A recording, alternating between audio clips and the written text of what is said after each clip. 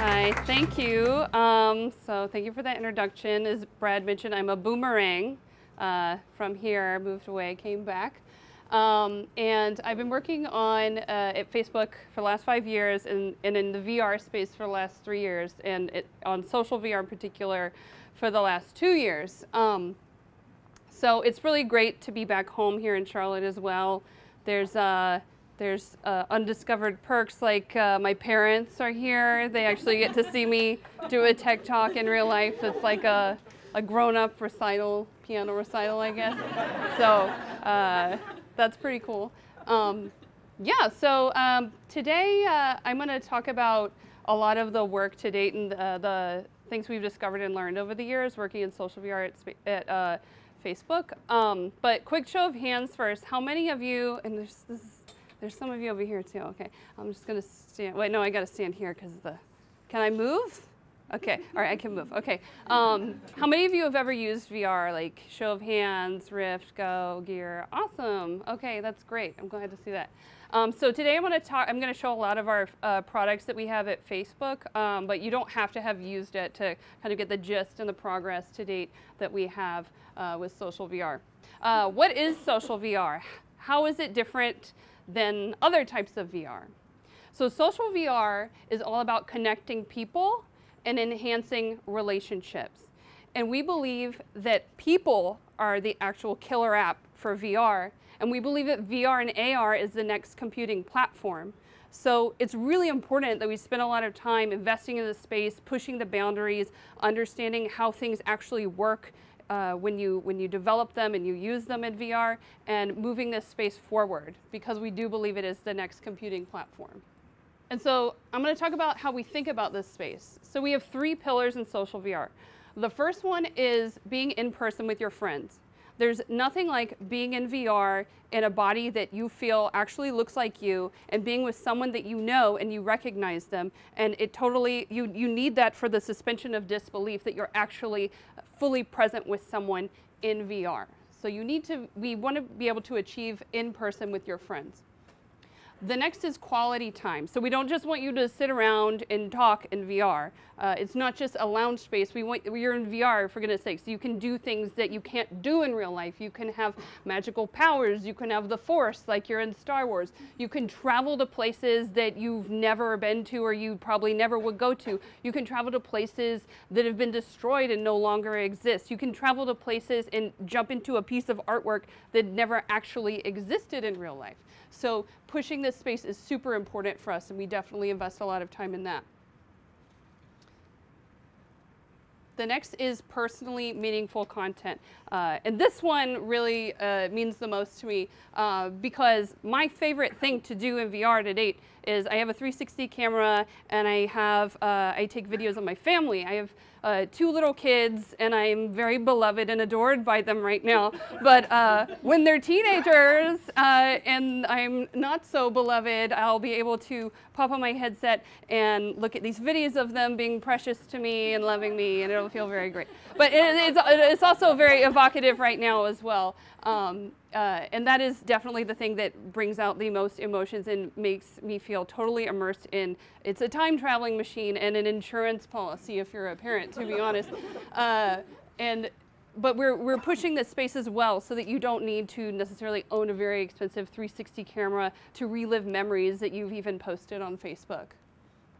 Okay, so let's dive into the space of being in person with your friends. So to actually be in person with your friends, you have to have a body that represents you. So we're going to go back in the slightly way back machine. So this is 2015. This is the avatar in the Oculus Toy Box demo, which is this VR demo where you have 2, it's one of the first social VR apps. You have 2 VR disembodied blue heads. You can't tell the difference between each other. You just see the other person is there with you. You can go and you can play games together in the space. It's very exciting. It was one of the first things I ever did in VR, and it was really magical. But I certainly didn't feel like I was me or like the person that I was playing Toy Box with was him. And so we move on to, this is 2016 at the Facebook F8 conference. So this is a depiction of Mike Booth who is one of the product leads for social VR. And so we see we've taken this disembodied blue head and kind of drawn a caricature on him that sort of looks like him. He still doesn't have a body, but it's his head, and you believe that he's sort of like a person. Moving on to the Oculus Connect 3 conference in 2016, he now has a body. He has he's using the Oculus Rift, so he has the touch controllers in the head. There's inverse kinematics.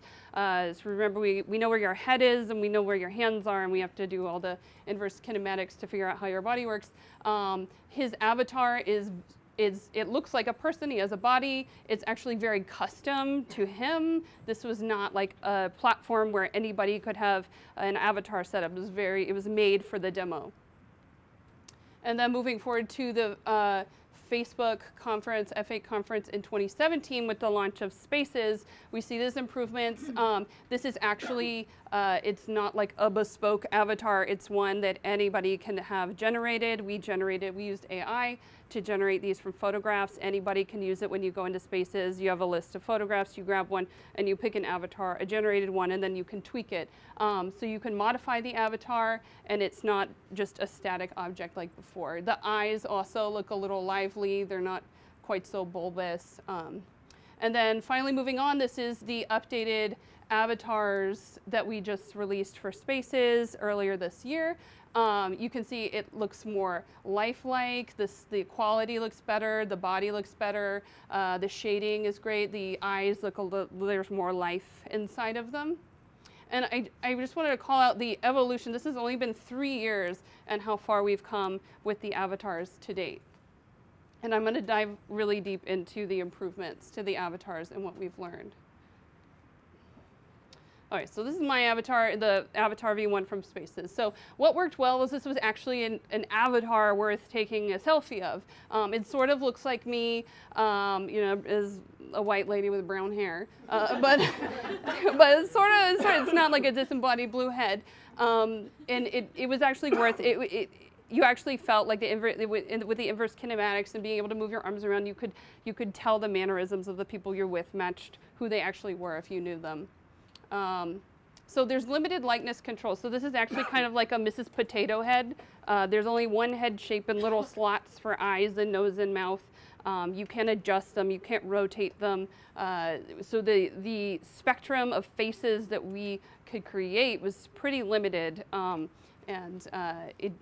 that led to limited expressivity and animation, because if we can only describe a certain amount of faces, then we can't really animate them and take them to different extremes as well when we're trying to emote.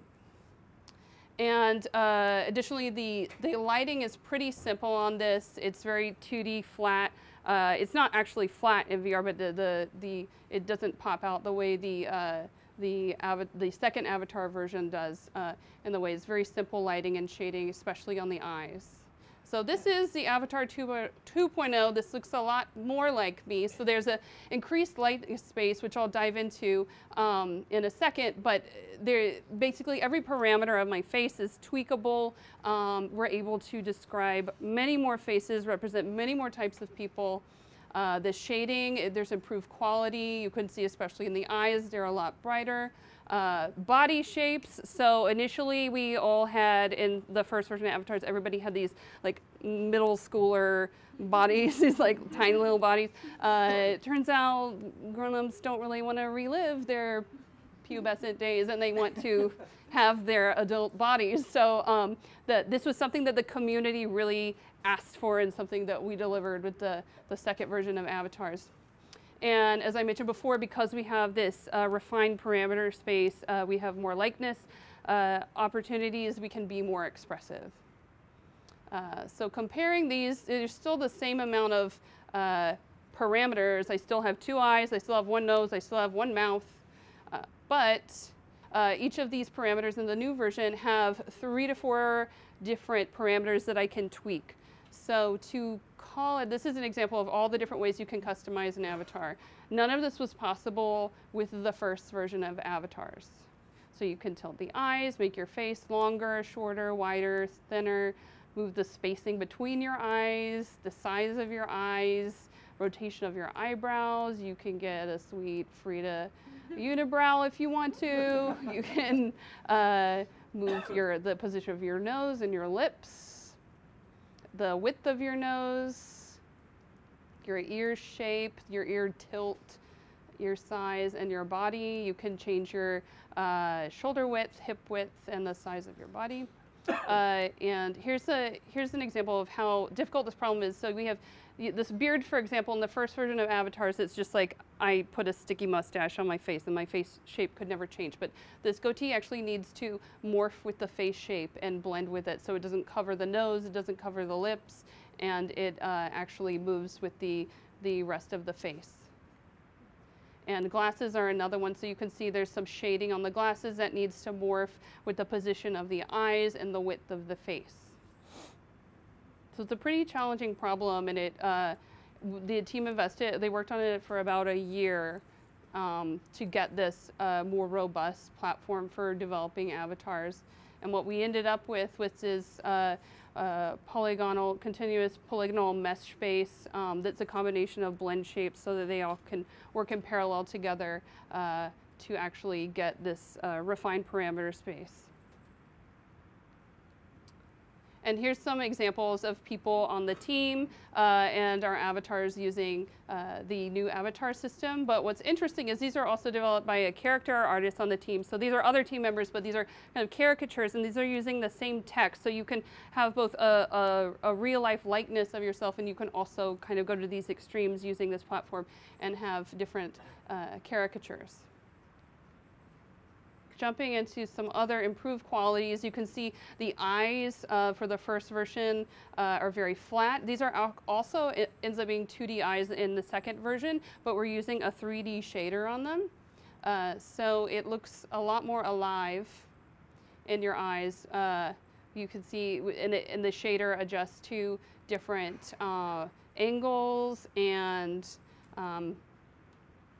it adjusts to different blinking, different size of eyes and different expressions. It adjusts to different sizes. So this is like running through a variety of different expressions and seeing that the shader still looks lively, it still looks like it's alive. And so I actually have meetings in VR a lot, and eye contact is one of the advantages of meeting in VR compared to VC, because when you meet in VC, you don't ever actually have eye contact. You're either looking at a camera or you're looking at a screen, but you're never actually looking at the person's eyes. But if you're both in VR, you actually have the opportunity to have eye contact. And it's super important for having, like, feeling connected and present with the person. I was actually meeting with somebody, and he had sunglasses on. He didn't even know, because he wasn't looking at himself in VR. He had put sunglasses on at some time, and I asked him to take them off because I couldn't even see his eyes. Like, I need to see your eyes if we're meeting in VR. So it's super important to get that right. We also have a variety of skin tones. Each of the skin tones are 2 custom shades that are developed by a designer and carefully picked, so we can represent a wide spectrum of skin tones. And we also have a variety of hairstyles.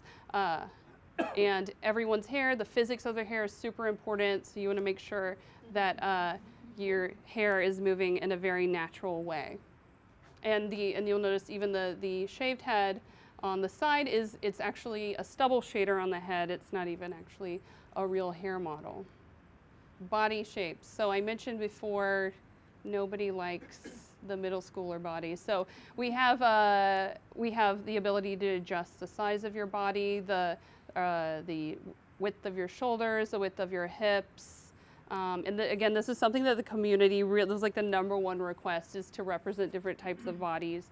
And it's something, along that and hair, I would say, are like the 2 most important things that people feel like within VR. If they don't feel like their torso is theirs, or if their hair is theirs, then they get pretty upset. Myself included. We iterated through a lot of really bad hairstyles. So, okay, so we have more colors of hairstyles. So if you want to have millennial pink hair in VR or real life, you want to have that Echo VR. And because we have this increased parameter space, we can do a variety of more emotions. You can see the improved quality. We can make your cheeks red if you're smiling. We can make your face red if you're angry. And there's a lot of nuance. For example, there's an expanded range, like they're just even more expressive. And these subtle emotions like disgust, and this one right here, like sort of like indifference or pensiveness, was really hard to detect, and we couldn't even really ever nail it the first try because we didn't have enough parameters to define that. So this is an example of a lot of the different kinds of VRs or avatars that people have created using this new tech, and we're pretty proud of it and pretty proud of how it makes a solid platform for representing many more types of people in the world so that they can feel in person with their friends. Okay, so let's talk about quality time. So we've mostly invested in game creation with quality time. So we want you to have quality time with people, and we focus on games because it's a social catalyst. It's a common paradigm that everybody understands. And we really focus on creating building blocks so that people could create their own games instead of going super specific and creating specific games for spaces. So let's talk about cards first. This one plagued the team for a while.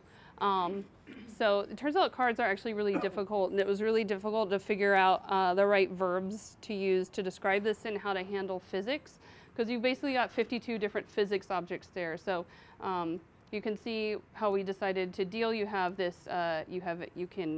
depth can sometimes be hard to see in VR, so we have this guiding way to deal cards.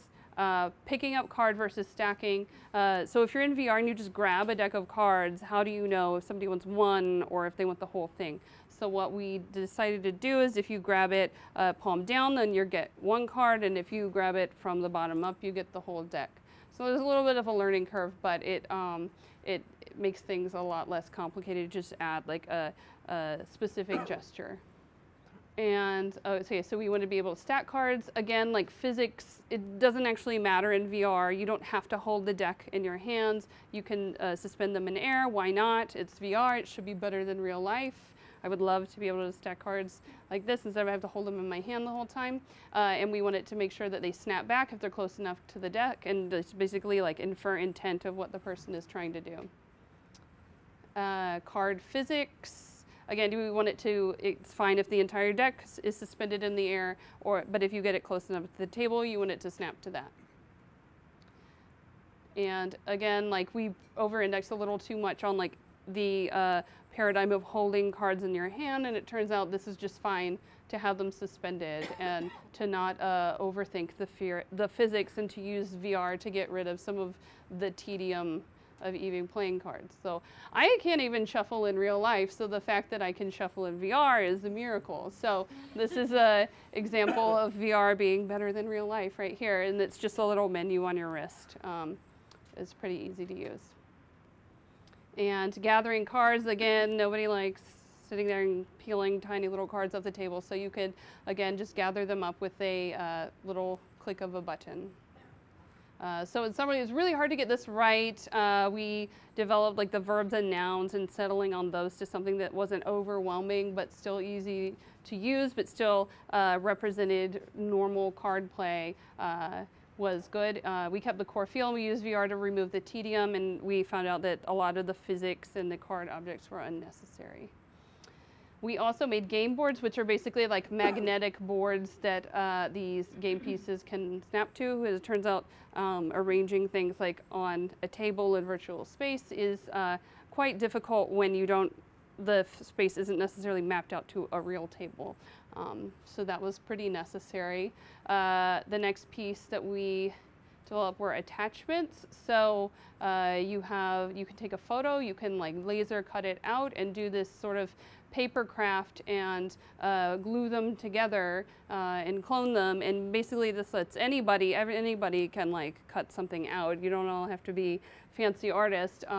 So it's sort of democratizing the ability to create objects for a game. It is pretty tedious though to do this. But now people are able to create props and game pieces themselves using attachments. Like I said, hand assembly, it's anybody can do it, but it takes an awful lot of time to actually build things. using attachments. And so that's why we created kits, which is right here, you'll see him pulling out of the game board, and he'll carefully cut out all of his chess pieces. It's pretty tedious, and he'll get them one by one and shrink them down. Like I said, it's like you make this game, and then an hour later you can play it in VR. So you want to be able to save that and reuse it and not have to reinvent it every single time. And then so he's taking the chessboard and he's going to put it into a kit to save for later, and it'll just be saved on his tool shelf. And he can even take a picture and label it so that he knows that this is his chessboard. See, it's very tedious, but you only have to do it once per game, per kit. We also added several new VR UI gestures. So we added this really cool ability. So, you know, if you've ever done this to like pretend frame a picture, where you can actually do that in VR and take a picture. So that's pretty cool. And you can crop photos yourself. You can take pictures of things you've made, of your friends. It's pretty magical, and it's really easy to, the friction of learning to use it is very. We also add force grab. So this is oftentimes you want to grab something. Not everything is room scale, and with spaces you're stuck in a chair at a table, and sometimes you want to grab something far away from you, or maybe somebody even placed something far away that you couldn't even physically reach without having to like go through a wall. So what's important is this: you don't want it to be like those spooky cartoons with the magnets where everything like at high velocity comes at you. You don't want to scare the people around you. You want to show like the intention, like I'm about to move something through physical space, so you're able to aim. It wiggles a little bit, and we really like modeled this after Luke Skywalker. So and it moves slowly towards you in space, so the people around you know that it's coming. And it's not meant to be used to grab things that are nearby. We don't want people like using the force, like the T-Rex arms for everything. If it's next to you, you just want to grab it, but if it's far away, then you can use the force grab. So here's an example of that in use, and you can see why he might want to use it, because the object is super far away. So we don't expect people to use this as a last resort. It's not designed for efficiency. It's for things that are far away, and we use reachable objects if they're in front of you.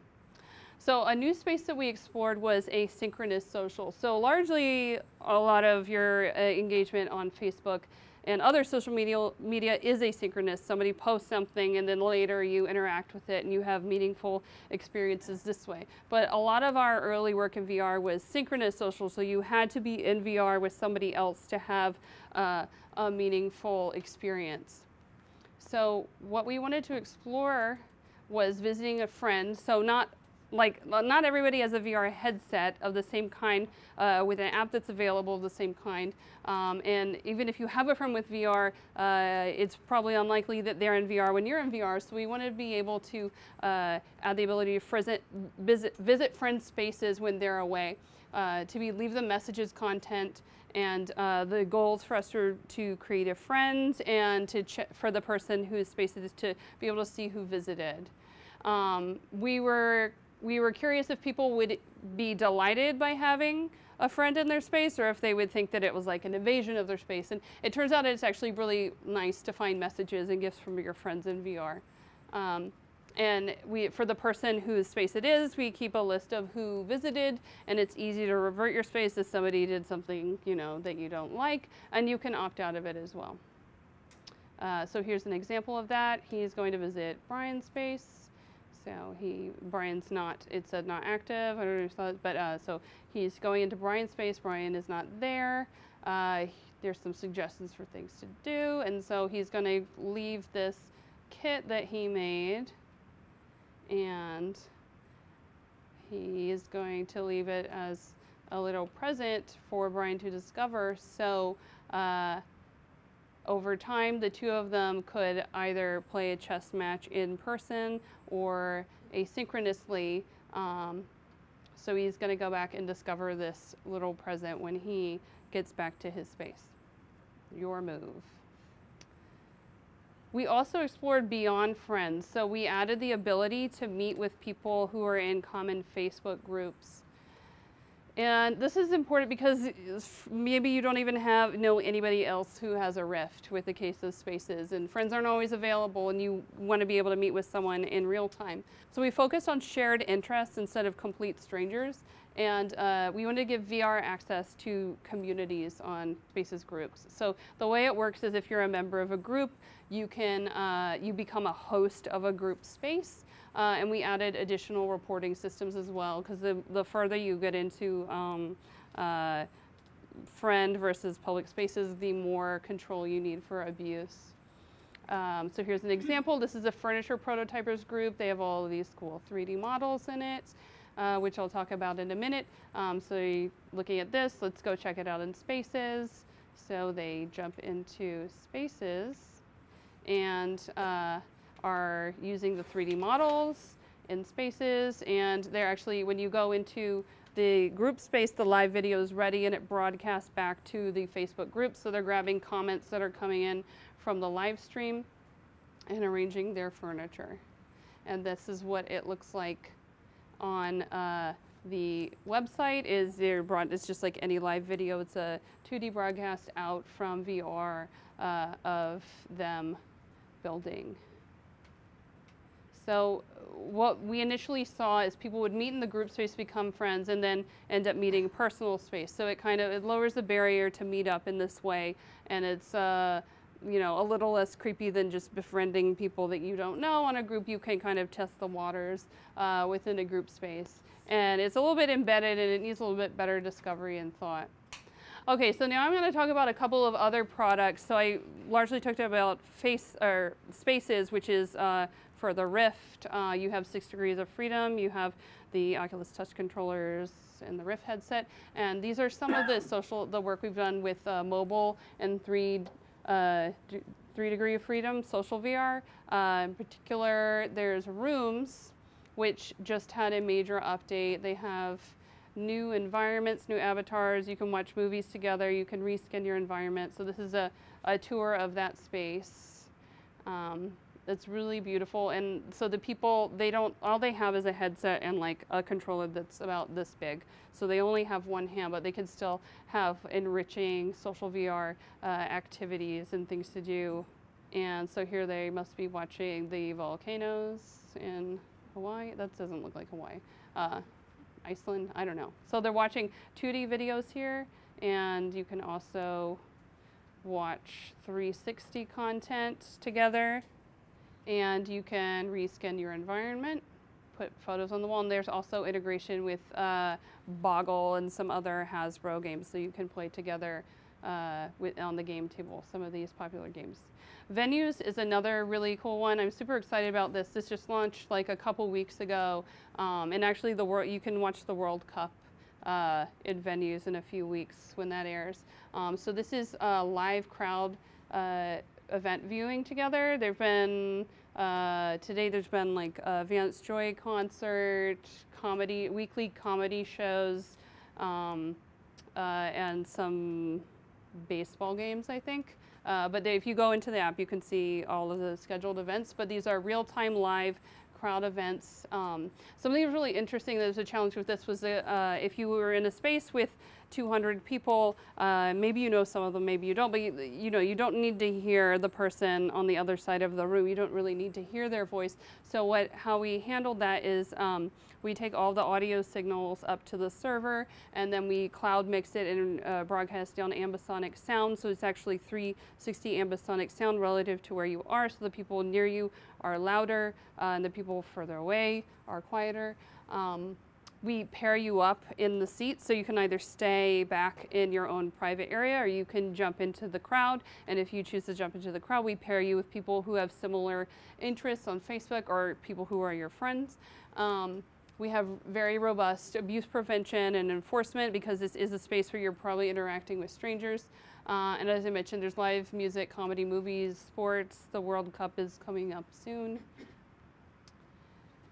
And to kind of pull it all together with all the different apps, so we have this grid here of synchronous and asynchronous that I talked about, and we also have the privacy levels of friends and public. So Spaces and Rooms are both synchronous. You need to be in there together initially with friends. And then we've also branched out, so if we still looking at the privacy space of friends and public, we're also looking at, you can still be synchronous, but you can be, we call it like asymmetric, VR to 2D. So I'm in VR and you're in 2D. So within spaces, you can also call people from Messenger, so someone sees your avatar. I actually called my dad during the eclipse. I was trying to watch a 3D feed in spaces of the eclipse, and there was none. At that point, we couldn't ingest 3D live videos, 360 live videos, so then I just called him and I watched him hold up his phone to the eclipse. It was pretty cool. And so we've added going live from spaces publicly. So we've expanded the privacy there. We've explored visiting friend spaces in the synchronous space, and also synchronous public experiences like group spaces and venues. Let's talk about 3D posts, which you got a little sneak peek of before. So back in October, we added this new type of media form, which are 3D posts. These are GLB files, which can be uploaded directly to Facebook in the Composer itself. So, and you can grab them and use them in VR, or you can consume them in Facebook. So you can see this little story here. You see Jen buys a house. And then Rachel sees this, and she actually gets her a KitchenAid mixer model, which Jen then pulls into VR. So now you can actually afford to buy your friends a KitchenAid mixer. I would not do that for my friends, but now you can. And so she puts it into her virtual space, and they meet up together and marvel at their lovely mixer. This one is really cool. This 3D photos. So this is coming soon. So if you have a camera that takes depth photos, so iPhone 7 and above, if you take the profile photos, you have a depth photo. And so we've done this really magical, delightful depth photos using those 3D photos. So it feels very alive, and honestly, seeing a lot of these makes you feel like 2D photos are just very sad and flat. It's kind of like, I think when videos launched on Facebook, I was looking at it and I felt like it was that scene in Harry Potter with like the newspaper where people were coming alive, and that's kind of that I felt that when videos came to Facebook, and I feel this again like with these 3D photos. So Quill is an app for creating native VR art made by artists, and I will just show you what it is. So you can paint and animate in VR. For VR. So you can animate objects, not only paint static, but we recently added animation. This is available on Rift, and you can see the look and feel is custom to the artist. It's a brush and a number of tools for painting. So.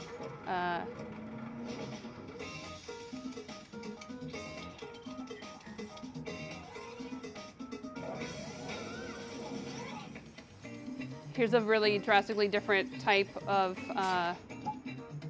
persona of that artist. And you can create objects, clone a lot of them, randomize them, create a scene. And you can also manipulate it around kind of like claymation. So that's Quill. And a few months ago, we added, this is Goro in the corner. He is the lead designer for Quill. He's very prolific. He does like a 30-minute quill during a day, and it looks like it is something that would take me like a year to make. But he's very talented, very creative, and he's the lead designer, and Inigo Culez is the lead engineer. So here's a little cute little cool illustration he made of a first date. So this guy's got a really thumping, beating heart, excited for his first date. And then he posted that to the group, and then someone in the community, Kurt Chang, saw that. This is not a Facebook person. He just was inspired by Goro's illustration. He made this accompanying illustration and combined them together with this woman who's got butterflies in her stomach. And then Mike, who is another artist, saw those and thought that they should have a sweet ride. So we're starting to see some of this remixing of these different medias, which is pretty cool. Here's another one that happened. Goro made this little guy racing on a car. And then Kurt saw that again, and he made a little airplane to accompany that, and Goro brought them in together into the same scene, and he's, I guess he makes it so he always wins, but it's pretty cute. So now you can actually view cool illustrations within spaces, and you can actually, it's not, a lot of times people would just make the art and then take a video of it and then share it on Facebook, but now you can actually immerse yourself in it. So here's Brian trying out a lot of different scenes. So there's like the 3D object, the equivalent of like a 3D object, and also like a scene all around, 360 scene all around you. We saw this. Okay, so yeah, he's jamming out with the octopus. There's this was also made in quills, very photorealistic, playing around with a little bunny. And you can stick your hand in a dragon. You can, one of the Oscar-nominated Oculus shorts, Dear Angelica, was made with quill. It was actually like when it was before the app was released. The artists who built it actually used it to create content. So this is how we envision the whole ecosystem working together.